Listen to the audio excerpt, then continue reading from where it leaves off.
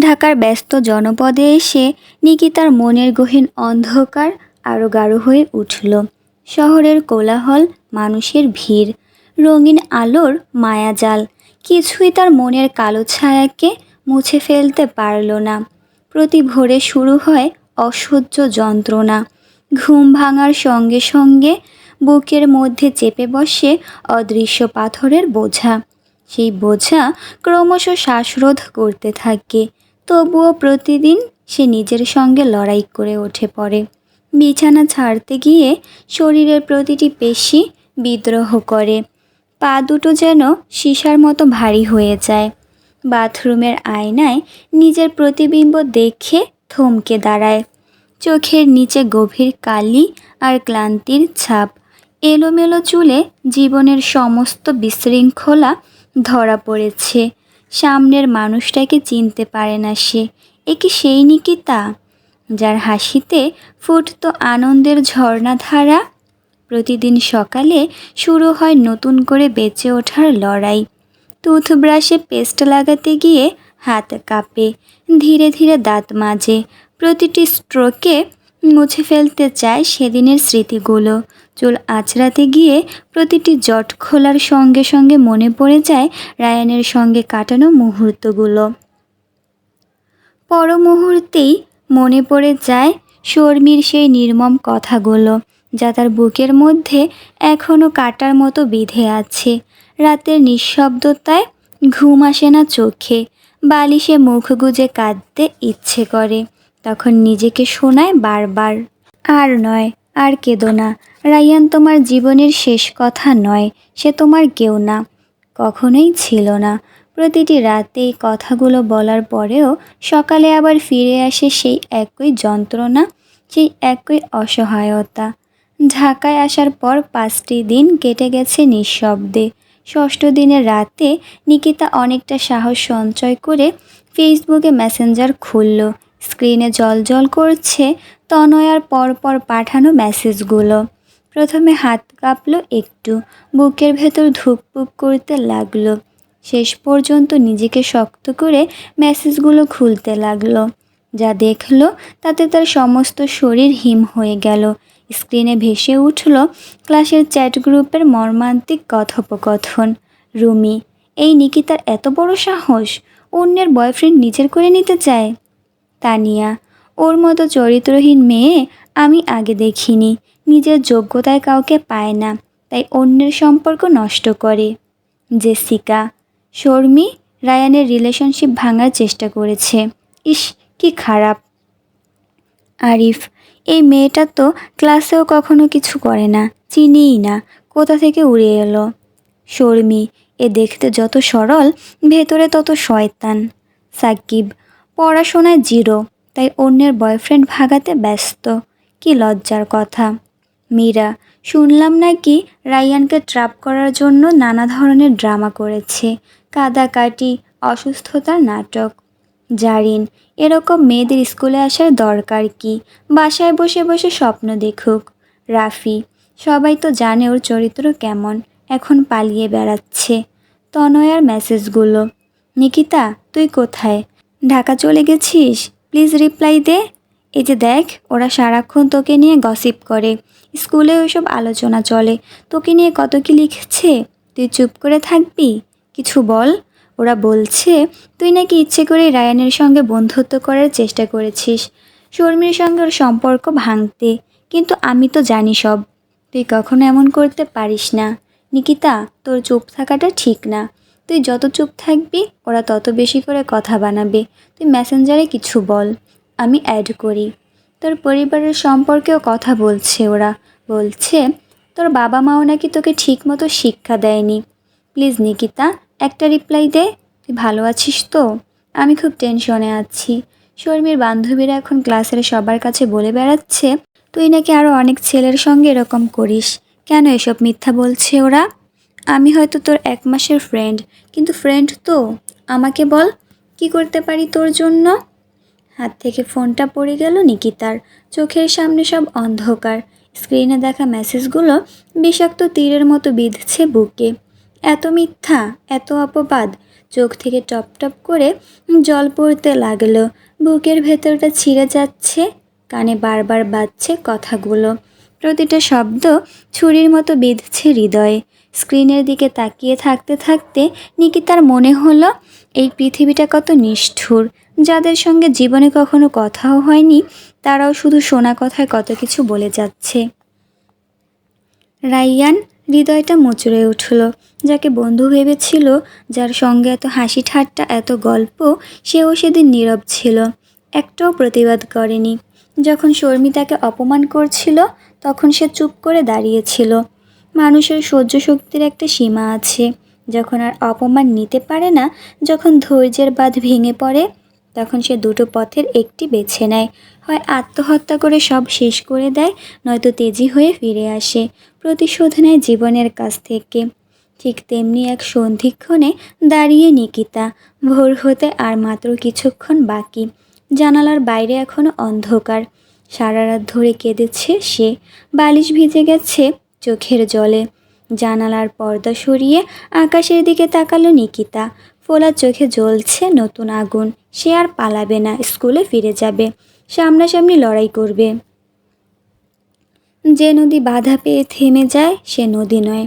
নদী নতুন পথ খুঁজে নেয়, গর্জন করে ওঠে, পাথর ভেঙে ফেলে। নিকিতাও তাই করবে। আয়নার সামনে দাঁড়িয়ে নিজের দিকে তাকালো। যারা তাকে এতটা নিচে নামিয়েছে, তাদের দেখিয়ে দিবে নিকিতা কতটা শক্ত হতে পারে। ভোরের আলো ছড়িয়ে পড়েছে ঘরময়।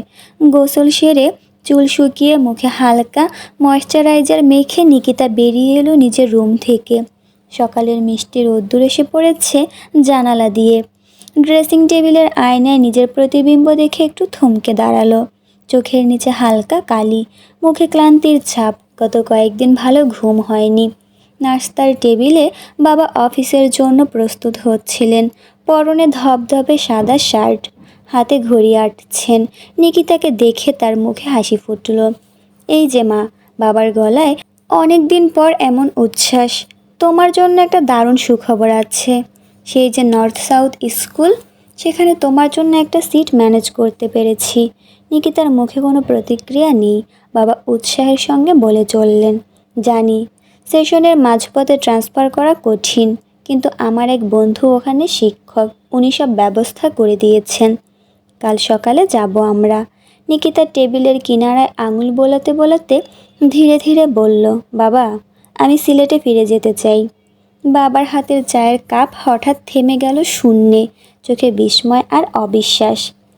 সিলেটে? কি বলছো তুমি? আমি আমার আগের স্কুলে ফিরে যেতে চাই। বাবার চোখে এখন বিরক্তি। মাত্র সপ্তাহখানেক হলো এসেছি। আমার নতুন পোস্টিং, নতুন দায়িত্ব, আর তুমি ফিরে যেতে চাও সেই স্কুলে যেখানে তোমার বন্ধুরা তোমাকে এতটা অপমান করেছে। রান্নাঘর থেকে মা বেরিয়ে এলেন। কি হলো? কি নিয়ে এত তর্ক? শোনো তোমার মেয়ের কথা, বাবা বিদ্রূপের সুরে বললেন। সিলেট ফিরে যেতে চায়। মায়ের মুখ বিবর্ণ হয়ে গেল। এখন কিভাবে যাবি? কার কাছে থাকবি? নিকিতার চোখে জল টলমল করছে, গলার স্বর কাঁপছে। আমাকে যেতেই হবে। আমি ওদের দেখিয়ে দেব আমি কত ভালো করতে পারি। 2 মাস পর টেস্ট এক্সাম, আমি ভালো করব, দেখে নিও। বাবা হতাশ হয়ে মাথা নাড়লেন। তুমি বুঝতে পারছো না কত কষ্ট করে এখানে চাকরিটা পেয়েছি, সব কিছু নতুন করে শুরু করেছি। এখন তোমার এই খেয়াল? তাহলে আমি আর কিছু খাবো না। নিকিতার চোখের জল গড়িয়ে পড়ল। আমি আর সহ্য করতে পারছি না। প্লিজ বাবা, আমাকে একটা সুযোগ দাও। আমি নিজেকে প্রমাণ করতে চাই। কি প্রমাণ করবে? বাবার গলা এবার রুক্ষ। যে স্কুল থেকে টিসি নিয়ে এসেছো, সেখানে গিয়ে কি করবে? তারা কি তোমাকে ফিরিয়ে নেবে? নেবে। নিকিতার চোখে আগুন। আমি জানি নেবে। প্লিজ বাবা, আমাকে একটা চান্স দাও। বাবা রাগে থরথর করে কাঁপছেন। অফিস ব্যাগটা তুলে নিলেন জোরে। আমি অফিসে যাচ্ছি, এসব বাজে কথা আর শুনতে চাই না। নিজের খেয়াল খুশি মতো সব কিছু হবে নাকি? দরজা বন্ধ করার শব্দ হলো। বাবা চলে গেছেন। পেছনে রেখে গেছেন একরাশ অসমাপ্ত কথা। নতুন পদোন্নতি, নতুন শহর, নতুন জীবন, সব কিছু নিয়ে তিনি নিজেই এখন চাপে। নিকিতা জানে এটা। তার নিজের লড়াইটাও তো কম নয়। নিকিতা ছুটে গিয়ে নিজের রুমে ঢুকলো। চোখের জলে ঝাপসা দৃষ্টি, তাতেও হাতের কাজ থামল না। সুটকেসটা বিছানার ওপর রেখে একে একে জামাকাপড় গোছাতে লাগলো। প্রতিটা জিনিস তুলতে গিয়ে হাত কাঁপছে। যাবেই সে, একা হলেও যাবে। দরজার কাছে পায়ের শব্দ। মা দাঁড়িয়ে। কি করছিস তুই? পাগলামি করিস না। নিকিতা মুখ না তুলে জামা ভাঁজ করতে করতে বলল, গলায় কান্নার আবেগ। আমি আর পারছি না মা।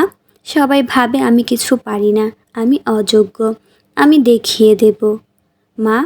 কথাটা শেষ হলো না, গলা বুজে এলো। মায়ের চোখেও জল এসে গেল। কয়েক পা এগিয়ে এসে মেয়েকে জড়িয়ে ধরলেন।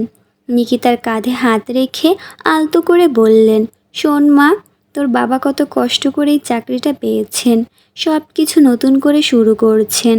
উনি তোর ভালোর জন্যই। জানি মা। নিকিতা এবার মায়ের দিকে তাকালো, চোখে জল টলটল করছে।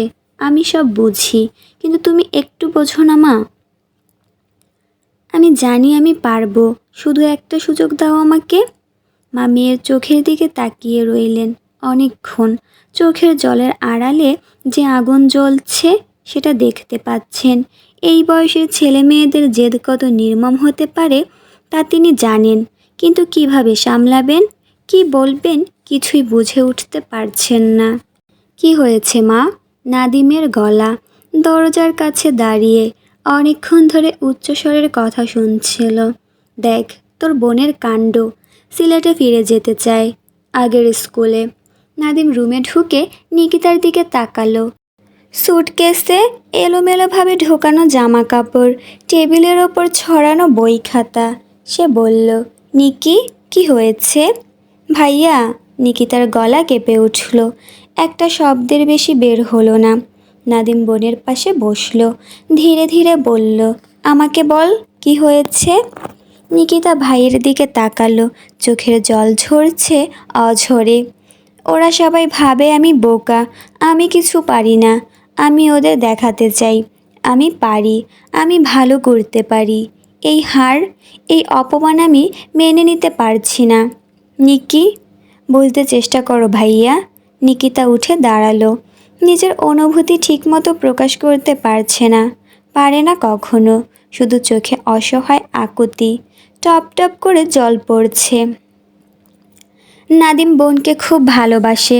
ছোটবেলা থেকেই নিকিতার প্রতি তার একটা বিশেষ দুর্বলতা আছে। সে উঠে দাঁড়িয়ে বোনের চোখের জল মুছে দিল। বল, কি চাস তুই? 2 মাস পর টেস্ট এক্সাম। নিকিতার গলায় এখন আবেগের বদলে প্রতিজ্ঞা।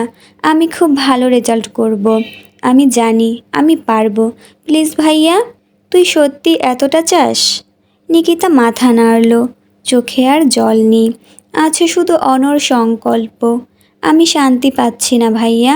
যতক্ষণ না নিজেকে প্রমাণ করতে পারছি ততক্ষণ আমার ভেতরটা জ্বলবে। নাদিম মায়ের দিকে ফিরল। মা, নিকিকে যেতে দাও। কি বলছিস তুই? মায়ের চোখে বিস্ময়। নিকি ঠিকই বলেছে। নাদিমের গলায় এখন বড় ভাইয়ের প্রজ্ঞা। ওকে একটা সুযোগ দাও।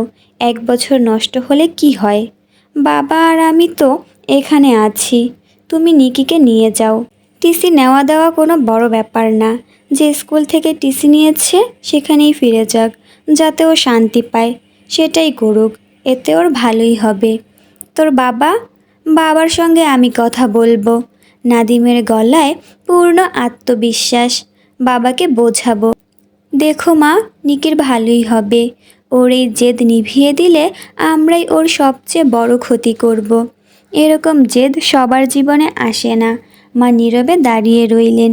নিকিতা ছুটে গিয়ে ভাইকে জড়িয়ে ধরল। একটি শব্দ, শুধু একটি শব্দ বের হলো তার মুখ থেকে, ভাইয়া। সেই একটি শব্দের মধ্যেই ছিল হাজার কথার ভাষা, অজস্র কৃতজ্ঞতার স্পর্শ। দিন কয়েকের তর্কাতর্কি, অনুনয় বিনয় আর বোঝাপড়ার পর বাবাও শেষ পর্যন্ত হাল ছেড়ে দিলেন। নাদিমের যুক্তিগুলো একে একে তার প্রাচীর ভেঙে দিল। মেয়ের চোখের জলে ভেজা আবদার আর ছেলের যুক্তির কাছে তিনি পরাজয় মানলেন। পরের সপ্তাহেই নাদিম আর মা নিকিতার আগের স্কুলে গিয়ে টিসি তুলে নিল। নাদিম ফিরে গেল ঢাকায়, মা আর নিকিতা রয়ে গেল সিলেটে। সেই অপমানের দিন থেকে 15 দিন পর নিকিতা আবার স্কুলে গেল, কানে একটা টকটকে লাল কৃষ্ণচূড়া ফুল গুজে। ক্লাসরুমে ঢোকার আগে একবার গভীর শ্বাস নিল, নিজেকে শক্ত করল, পাহাড়ের মতো অটল। ক্লাসে ঢুকতেই সবার চোখ তার দিকে, কেউ বিস্ময়ে, কেউ বিদ্রূপে, কেউ বা কৌতূহলে। তবে নিকিতার চোখে কোনো ভাব নেই, চুপচাপ বেঞ্চে গিয়ে বসল, বইয়ের পাতায় চোখ, কারো দিকে তাকালো না, কারো সঙ্গে কথা বলল না। যতই ইচ্ছে করুক রায়ানের দিকে ফিরে তাকাতে নিজেকে সংযত রাখল। দিন গড়ালো, সপ্তাহ পেরিয়ে মাস, ধীরে ধীরে তাকে নিয়ে করা গুজবও থেমে গেল। সবাই দেখল এই মেয়েটা শুধু পড়াশোনাতেই মগ্ন, কারো সঙ্গে কথা বলে না, কারো দিকে তাকায় না, ক্লাসে টিচারদের প্রশ্নের জবাব দেয়, নোট করে, আবার নিজের জগতে ফিরে যায়। টেস্ট এক্সামের দিন ঘনিয়ে এলো। নিকিতা জানতো সে টপ 5-এ থাকবেই। এটা তার কাছে শুধু একটা পরীক্ষা নয়, একটা মিশন। প্রতিটা প্রশ্নের উত্তর লিখল মনোযোগ দিয়ে, ধৈর্য ধরে। পরীক্ষা শেষ করে বাড়ি ফিরল। পরের দিনই ঢাকা চলে গেল। রেজাল্ট বের হলে খবর পেল সে তৃতীয় হয়েছে। ছেলে মেয়ে মিলিয়ে পুরো ক্লাসে তৃতীয়। নিকিতা চোখে জল নিয়ে হাসল জয়ের হাসি। এখন সে জানে, সে পারে। যখন মনে জেদ থাকে, লক্ষ্য থাকে স্পষ্ট, তখন পথ নিজেই তৈরি হয়ে যায়। হ্যালো এভরিওয়ান, এটা ছিল 37 পর্বের বর্ধিতাংশ। যেহেতু পর্বটা অনেক বড়, তাই 2বারে দেওয়া। আপনাদের মধ্যে কেউ যদি নবর উপন্যাসটা শুনে থাকেন তাহলে কমেন্টে অবশ্যই জানাবেন।